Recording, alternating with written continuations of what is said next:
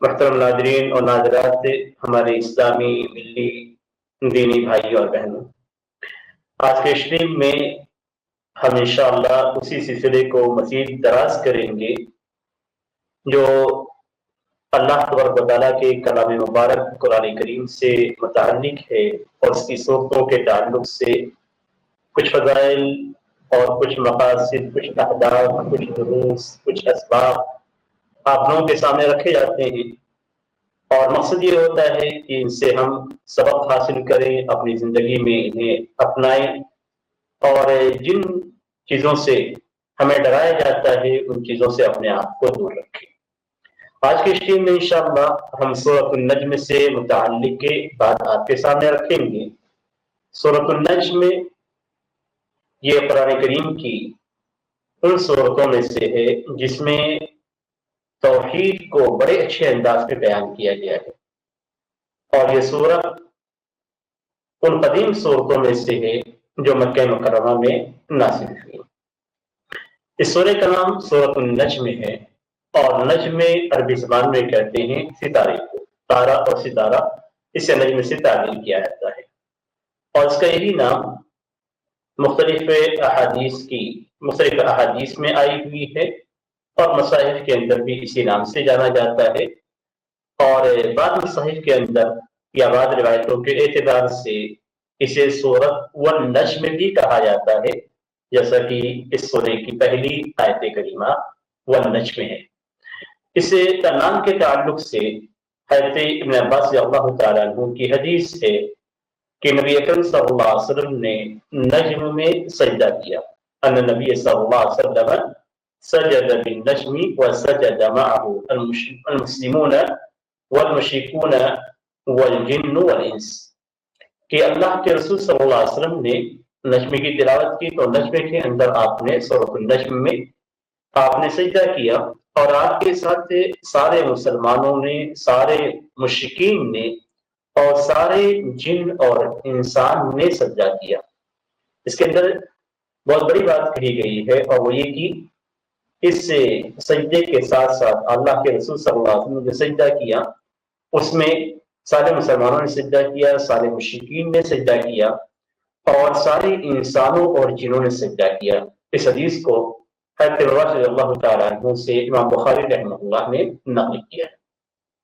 اور اس کے اندر نام کے تعلق سے جو بات ذکر کی گئی ہے وہ اس سورہ کا نام نجم رکھا گیا ہے۔ اسی طریقے سے حضرت عبداللہ مسعود اللہ تعالیٰ عنہ سے ایک دوسری روایت ہے جس میں یہ بتلایا گیا ہے کہ اللہ کے رسول صلی اللہ علیہ وسلم نے النجم کی تلاوت کی اور سجدہ کیا۔ اس حدیث کو بھی امام بخاری رحمہ اللہ نے نقل کیا ہے۔ تو یہ دونوں حدیثوں سے ہمیں جو معلوم ہوتا ہے وہ یہ کہ احادیث کے اندر اسے سورۃ النجم کے نام سے جانا جاتا تھا۔ اس سورہ کے فضائل اور خصائص پہ جب ہم نظر ڈالتے ہیں تو ہمیں جو سب سے بڑی فضیلت نظر آتی ہے وہ یہ کہ سورۃ النجم کے اندر سجدہ ہے، اور سجدہ ایک عظیم عبادت ہے، اور اس عظیم عبادت کی وجہ سے کسی بھی سورہ کی فضیلت زیادہ ہو جاتی ہے۔ اس سورہ کے اندر اللہ تبارک و تعالیٰ کے فرمان فَاسْجُدُوا لِلَّهِ وَاعْبُدُوا، کہ اللہ تبارک و تعالیٰ کے لیے سجدہ کرو اور عبادت کرو، جو سورۃ النجم کی آیت نمبر 62 ہے، اس کے اندر اس بات کا بھی حکم دیا گیا ہے کہ اللہ کے لیے سجدہ کرو اور عبادت کرو، اسی مقام پہ سجدہ ہے۔ اور اس کی دلیل یعنی اس سورہ کے اندر سجدہ کی دلیل جیسا کہ پیچھے ذکر کیا گیا، حضرت عبداللہ بن مسعود اللہ تعالیٰ عنہ کی حدیث ہے ان نبی صلی اللہ علیہ وسلم قرأ سورۃ النجم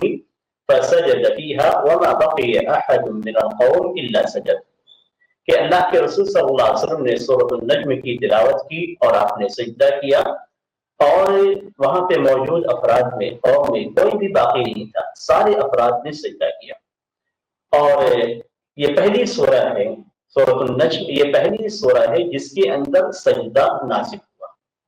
یعنی قرآن کی ترتیب کے اعتبار سے نہیں بلکہ سورتوں کے نزول کے اعتبار سے یہ پہلی سورت تھی جس میں سجدہ کرنے کا حکم دیا گیا، یعنی یہ پہلی سورہ ہے جس میں سجدے کا حکم نازل ہوا، اور یہیں سے مختلف سورتوں میں جو سجدے کی آیات آتی ہیں ان آیات میں سجدہ کیا جاتا ہے۔ اس سلسلے میں حضرت عبداللہ بن مسعود اللہ تعالیٰ عنہ کہتے ہیں کہ اول سورۃ انزلت فیہا سجدۃ والنجم، کہ سورۃ النجم میں کوئی پہلی سورہ ہے جس کے اندر سجدہ نازل کیا گیا۔ سورۃ النجم مکی صورتوں میں سے ہے اور یہ مکی قدیم صورتوں میں سے ہے، اور اس کی چند آیات کو چھوڑ کر یعنی 2 آیتوں کے تعلق سے ذکر کیا جاتا ہے کہ یہ آیتیں بعد کی نازل ہوئی ہیں، لیکن باقی اس سورے کی ساری آیتیں مکے کے اندر نازل ہوئی ہیں۔ اور اس سورے میں جو سب سے بڑی بات ہے وہ یہ کہ اللہ کے رسول صلی اللہ علیہ وسلم نے اس سورے کو سب سے پہلے قرآن کی جو تلاوت اعلان کی گئی تھی وہ اسی سورے کے ذریعے سے تھی، یعنی مکہ مکرمہ میں آپ نے اعلان جو قرآن کی تلاوت کی لوگوں سارے مشرکین کے سامنے، سارے افراد کے سامنے، وہ یہ کہ اللہ کے رسول صلی اللہ علیہ وسلم نے کھل کر اسی سورے کو پڑھا۔ یہ پہلی سورہ ہے جو اعلان سارے مسلمانوں اور مشرکین کے درمیان پڑھی گئی، اور جب آپ صلی اللہ علیہ وسلم نے سجدہ کیا تو سارے لوگوں نے سجدہ کیا، جو مسلمان تھے انہوں نے بھی سجدہ کیا، جو غیر مسلم اور مشرکین مکہ تھے جو سن رہے تھے انہوں نے بھی سجدہ کیا، حتیٰ کہ ایک شخص سے، ایک بدبخت شخص سے نے سجدہ تو نہیں کیا لیکن زمین سے مٹی اٹھا کر اپنی پیشانی پہ لگا دی، یعنی سجدے کے علامت کے طور پہ، جو امیہ بن سلط تھا، بعد میں اسے قتل کیا گیا، اس کا قتل کفر کی حالت میں، وہ اسلام قبول نہیں کیا۔ تو اس سورے کی سب سے بڑی اہمیت یہی ہے کہ مکہ میں مشرکین کے تناظر میں اگر دیکھا جائے تو سارے کے سارے مشرکین بھی اللہ کے سجدے پر مجبور ہو گئے۔ اس سورے کے اندر جو مقاصد، اہم مقاصد ہیں، ان اہم مقاصد میں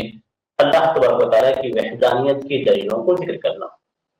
اور اس سے ہمیں بار بار جب ہم یہ بات کہتے ہیں تو ہمیں درس ملتا ہے کہ اللہ تبارک و تعالیٰ کی توحید کی طرف دعوت دینا سب سے زیادہ اہم چیز ہے، اور اس اہم چیز کے لیے اللہ تبارک و تعالیٰ نے قرآن کے اندر دلیلیں ذکر کی ہیں۔ تو اس سے ہمیں جو معلوم ہوتا ہے وہ یہ کہ ہم جب بھی کسی کو دین کی دعوت دیں، چاہے کسی بھی حصے کی ہو، توحید کی ہو یا توحید کے علاوہ دیگر چیزوں کی ہو، تو ہمیشہ دلیلیں ہمارے پاس ہونی چاہیے، یعنی کس طریقے سے ہم ثابت کریں گے کہ ہماری بات حق ہے، تو وہ دلیلیں ہونی چاہیے۔ اللہ تعالیٰ کا کلام حق ہے، لیکن اس کے باوجود اللہ تعالیٰ نے توحید کی دلیلیں ذکر کی تاکہ لوگوں کے ذہن میں توحید کی بات آسانی سے آ جائے اور لوگ اسے قبول کریں۔ اسی طریقے سے اس سورے کے اندر اس بات کو بھی ذکر کیا گیا ہے کہ اللہ کے رسول صلی اللہ علیہ وسلم اللہ تعالیٰ کی جانب سے جن احکام کی، عقیدے کی، احکام کی تبلیغ کرتے ہیں اس میں اللہ کے رسول صلی اللہ علیہ وسلم سچے ہیں۔ تو پہلی چیز اللہ کی وحدانیت کے تعلق سے ہے، اور دوسری چیز اللہ کے رسول صلی اللہ علیہ وسلم کی صداقت کے تعلق سے، اور یہی 2 چیزیں ہیں جو لا الہ الا اللہ محمد رسول اللہ کا معنی بیان کرتے ہیں۔ اس سورے کے اندر مختلف موضوعات پہ روشنی ڈالی گئی ہے، جن میں سب سے پہلے اللہ تبارک و تعالیٰ نے نجم یعنی ستارے کی قسم کھائی ہے،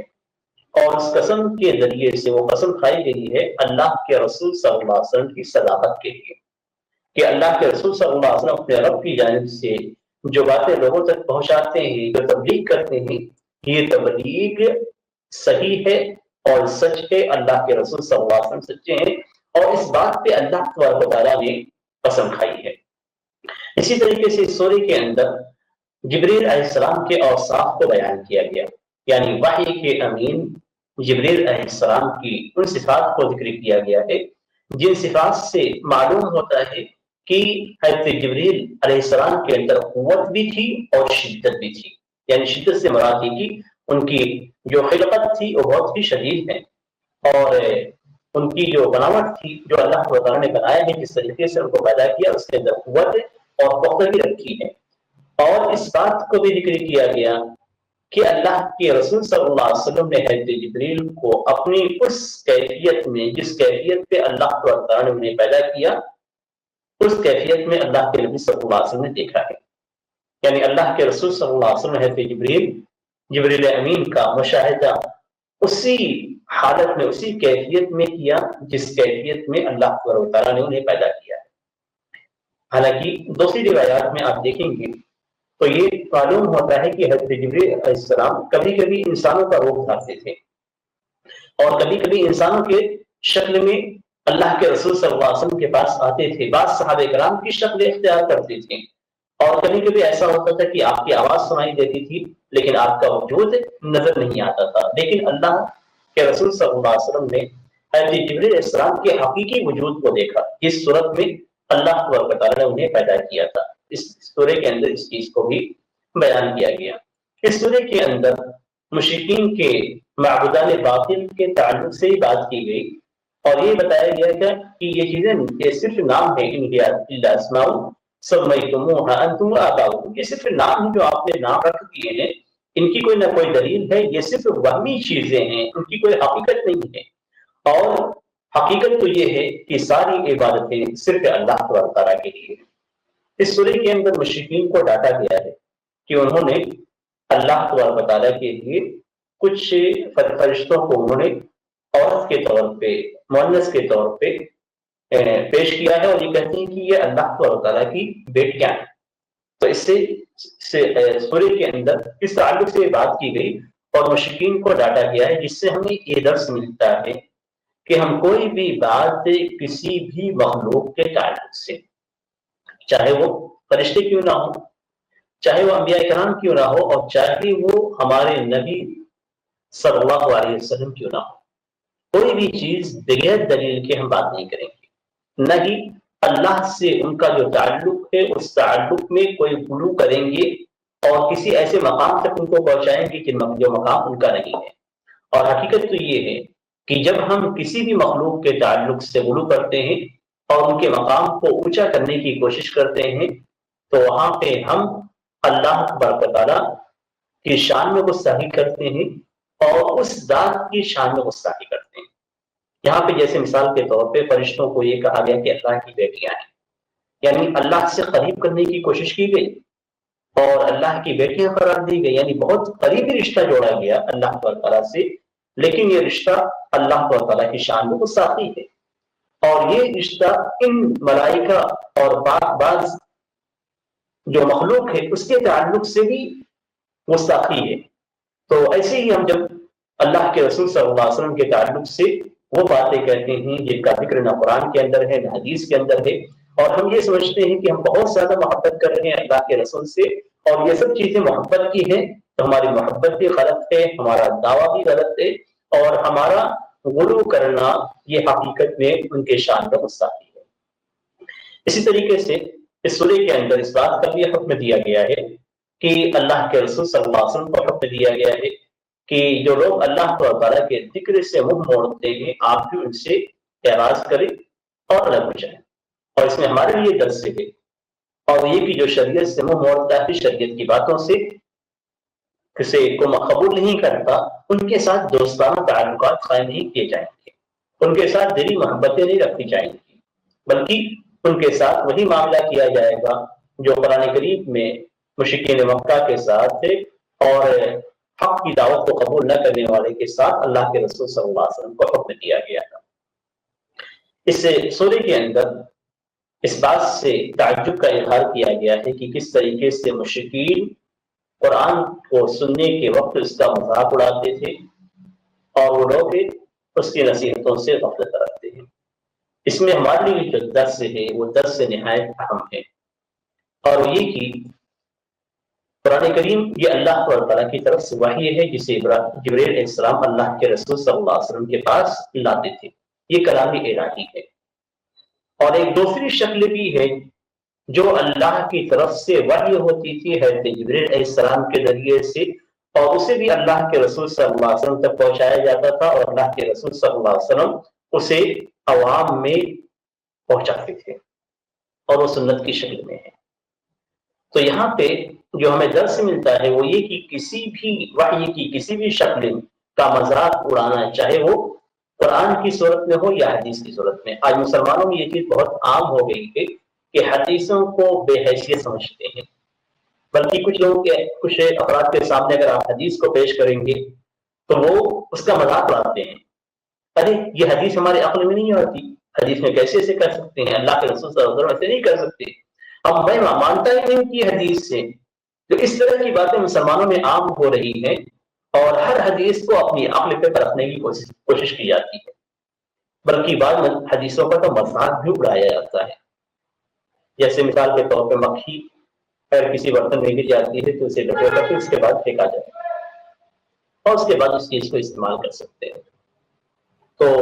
اس میں جو گھناؤنا پن انسان کو محسوس ہوتا ہے، حالانکہ وہ اگر سوچے تو ایسا نہیں ہے کہ صرف ایک گلاس پانی ہی کے تعلق سے ہے یا ایک گلاس سے مشروب کے تعلق سے یا چائے کے تعلق سے ہی ہے، بلکہ وہ سارے ساری چیزوں کے لیے، ہر سیال چیز کے لیے اللہ کے رسول صلی اللہ علیہ وسلم کا حکم ہے. تو اس کو گھناؤنی نظر سے دیکھا جاتا ہے، بلکہ حدیث کو بھی ٹھکرا دیا جاتا ہے کہ ایسا ممکن ہی نہیں کہ اللہ کے رسول صلی اللہ علیہ وسلم ایسا حکم دے. تو یہ ساری چیزیں حدیث کے ساتھ مذاق کے باب میں داخل ہیں، اور حدیث کے ساتھ مذاق کرنا ہے، اس کو ٹھکرانا ہے. اور قرآن کے اندر تعجب کیا گیا ہے مشرکین سے، اور ہمیں تعجب ہوتا ہے اس زمانے میں ان افراد سے جو قرآن کریم کے ساتھ ساتھ احادیث کو بھی کئی مذاق اڑاتے ہیں اور قبول نہیں کرتے. اور اس سورے کے اندر جو آخری پیغام ہے وہ یہ کہ ہمیں اللہ تعالیٰ کے سامنے خشوع و خضوع اختیار کرنا چاہیے، اللہ تعالیٰ کی عبادت کرنا چاہیے اور اپنے اعمال کو صرف اللہ کے لیے خالص کرنا چاہیے. یہ اس سورے کا پیغام ہے. اللہ تعالیٰ سے دعا ہے کہ اللہ تعالیٰ ان پیغامات پہ ہمیں عمل کرنے کی توفیق دے، اور جو جن چیزوں سے منع کیا گیا ہے ان سے دور اور بچنے کی ہمیں توفیق عطا فرمائے.